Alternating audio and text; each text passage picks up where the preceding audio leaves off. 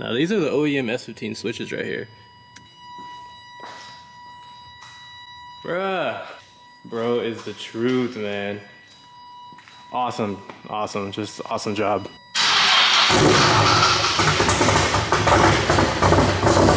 What is happening, guys? How we doing? Back here with another vid. I can't really say that we have some great weather right now. I don't know what happened, man. It's been like non-stop rain every day. Next week is supposed to be non-stop rain. I think NorCal like has like a basically category 1 hurricane.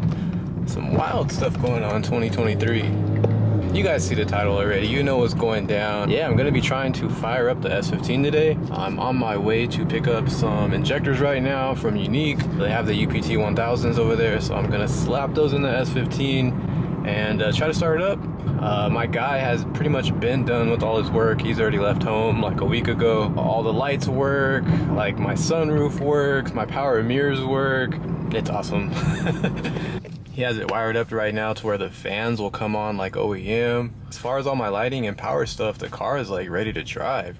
So I'm definitely gonna show you guys all that. My main focus right now with the car is to get it to run and like idle as normal and turn on normal, etc. Right now, currently it has like some bad 2000cc injectors. The tune that's on the ECU right now is for 1050s. So obviously the wrong size injectors, the car kind of struggled to start. Not only are they the wrong size injectors, 2 of them, if I'm not mistaken, maybe 3 of them actually leak. So that's not good. Hey, the elote man. Sheesh. I think I need that right now. The corn with the cheese and the Cheetos. Yeah, hello.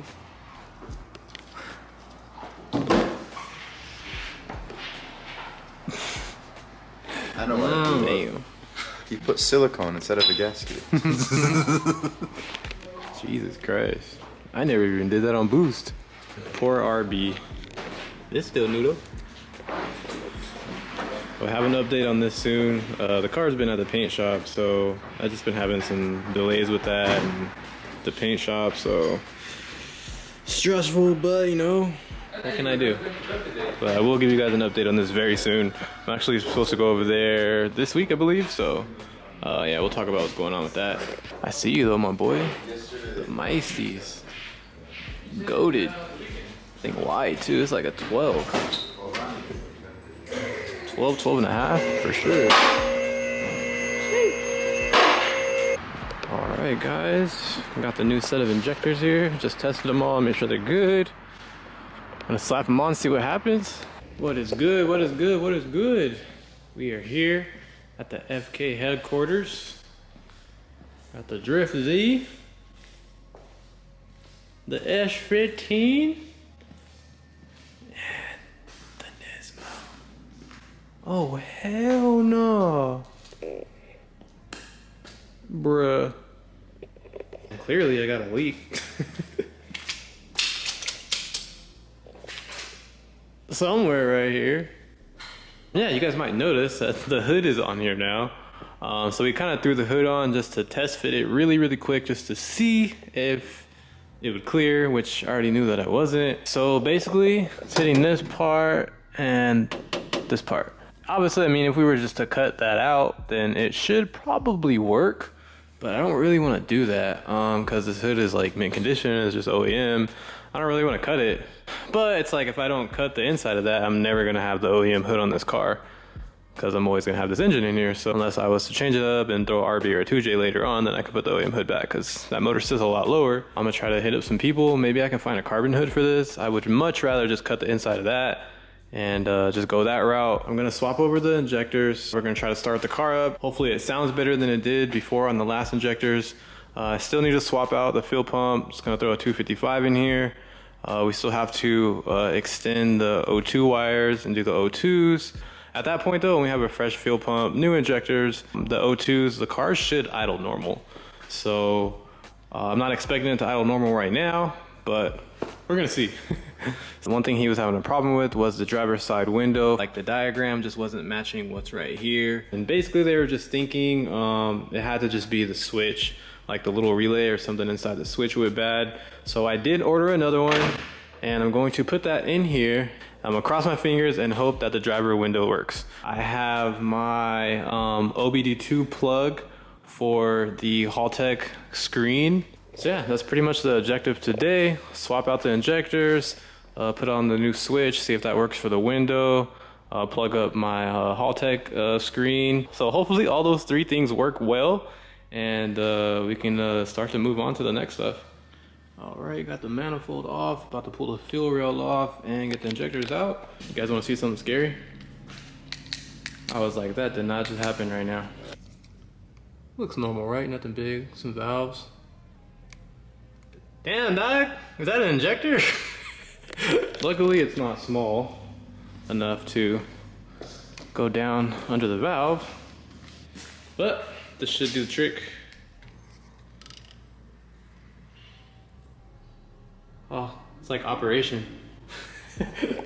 All right, guys, the injectors are swapped over. And if you guys are wondering why I don't have on this manifold, I had to take it off because I do not have a VHR fuel rail. I also gotta find someone that makes a paper gasket for it too. So that's the only reason it's not on right now. Just have to put this one on because everything works as normal, just for startup purposes. So yeah, check it out, guys.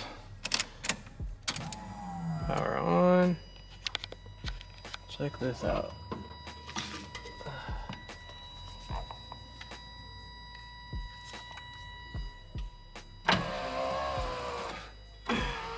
So sick, bruh. This is what I was impressed by.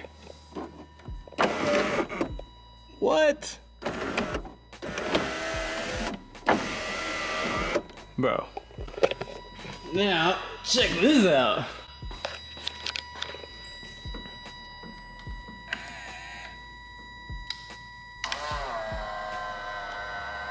Bro. Bro is the truth. These are the OEM S15 switches right here.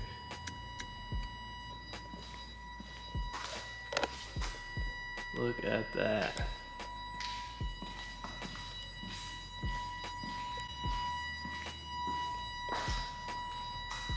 Bruh. Shout out my guy Taylor, man. Look at this, brights. One of the bulbs is out, but brights work. Look at that. My blinkers work, bruh.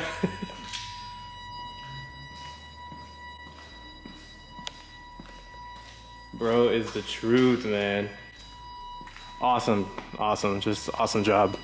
So yeah, as you guys can see, the stuff that I needed to be wired up is done. Obviously, this is a right-hand drive car, and I'm running a left-hand drive harness. Obviously, the harness is not even for an S15. So as far as fitment with the harness, we're gonna have to figure it out, and most of the stuff is gonna get shoved inside of like the glove box area, probably. Underneath my airbag is where the actual PDM setup is. So that's really cool. It's accessible. The breaker is on the bottom and everything, so really, really easy to use. Like I said, at first, realistically, I told him, like, look, I just need the fans to work, the headlights, the tail lights, the brakes, and the windows. I'll be happy with that. But, you know, he went the extra mile, and, you know, my power folding mirrors are working, my sunroof's working, all with the OEM buttons. None of that stuff is on switches. Actually, we don't even have anything on switches right now because he made everything work with all my OEM stuff. So right here, this is what we were going to be using for anything that he couldn't figure out. You know, we were going to throw the windows straight on this or the lights, whatever, but he made everything work with the OEM stuff. So whatever else I want to use this for, I can. Like I said, I do have the Haltech screen, so if I want to make things clean, I can wire everything up to that screen and that'll read anything that I want. I do like the look of the gauges. I did see this company that makes like a conversion where the vents are and you can put your AEM gauges. So I think that would look pretty sick. I actually already had one over here that we had cut out, and I think I have my AF right here. Like I said, this G-Tech shifter kit is being really weird. I know the trans is good. Second, fourth, sixth. It won't go into none of the top gears. So I know it's not the trans, so I'm gonna have to figure that out. So I'm gonna swap this thing out real quick and pray that it works, because he said the motor works. All right, guys, I swapped over the other one.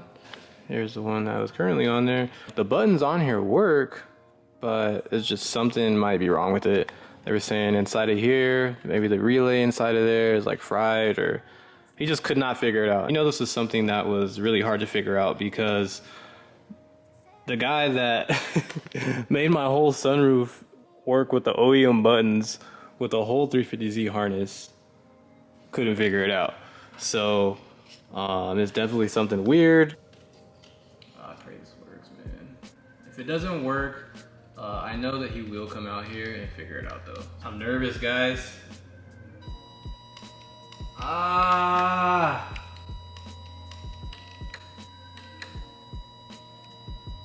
Sad boys. Time to tell him the bad news. Like I said, in the diagram it like shows one thing, but it's like someone messed with this or did something, and he just couldn't figure it out. Man, that low-key made me kind of sad. I had really high hopes that it would work. Maybe there's something he can still do about it, like reprogram it now that it has one that works. Everything that works right now is all programmed to the PDM, and it like corresponds with the ECU, so it all works together. All right, this is what I needed really bad. The screen is OBD2. Shout out to Haltech for the fast shipping. Got that 2-day. Yeah, this should work. Oh man, this is getting me excited. Please plug in here. Please plug in here. You look like the right plug. Oh. That was satisfying. So obviously this needs to get power from the ignition switch because it apparently always gets voltage from the OBD2. So yeah, I don't wire stuff. I do not play with wiring. I do not do that at all. That is not to my profession. I like to shift fast. I do not wire things. So I'm not worried about it right now. He was planning on coming out regardless, not even just for me. He had to do some other stuff out here. So he'll probably be back within a month or so. And he told me he's gonna figure this out. He's thinking that it might be there's like a safety switch, I guess, like if you get your arm jammed in the window or something, and he's thinking it might have like got locked up somehow. Here, I'll fire it up and see if it sounds any better, idle a little bit better, or just see if the thing even starts in the first place. Here goes nothing.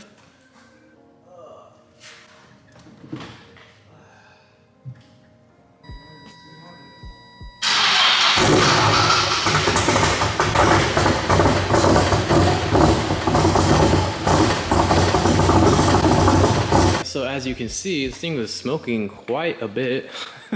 I have no idea why I was smoking so much. I'm just gonna assume, since it's been so cold, like there's just a bunch of condensation in there. I have a restrictor on the turbo, so I mean, it shouldn't be dumping a bunch of oil in there. There's no coolant in the car right now, so I mean, it's not a head gasket. Like the smoke is one thing, but now it seems like the car's in limp mode. Like it just doesn't want to rev. The good thing is the car started right up, like right away. Like there was no lag. So the injectors are doing their job. The startup is fine. I just really have to figure out why it's smoking so much and why it's in limp mode now. So the smoke issue, I'm just gonna assume that it's a condensation issue. And when I go in there and feel around, this did not happen right now. Oh my God, that hurt, bro. Ow. Dude, I thought I was gonna have to call the fire department right now. So I put my finger in the damn O2 hole to feel around, see if there's oil, and that is literally like stuck right now. Oh, bro. All right, guys. Do not put your pinky all the way in O2.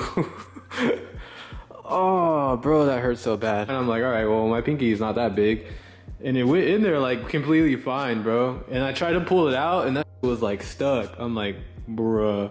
This is not happening right now. That'd be the one right there. That would have been nice clickbait though.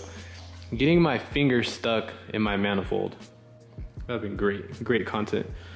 But yeah, I mean, it's not oily in there, so there's not a bunch of oil in the exhaust. So I'm just thinking there's just a lot of condensation, or like some water got in the exhaust somehow. Like I don't know, man. It doesn't make any sense to me. Well, I looked up all the codes. There's only 4 right now that it's showing, and none of them have like anything to do with anything. But she turns right on though.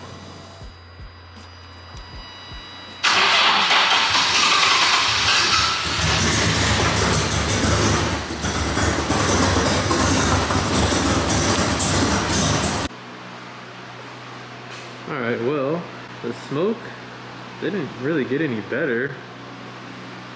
So I'm just trying to figure out an explanation for this.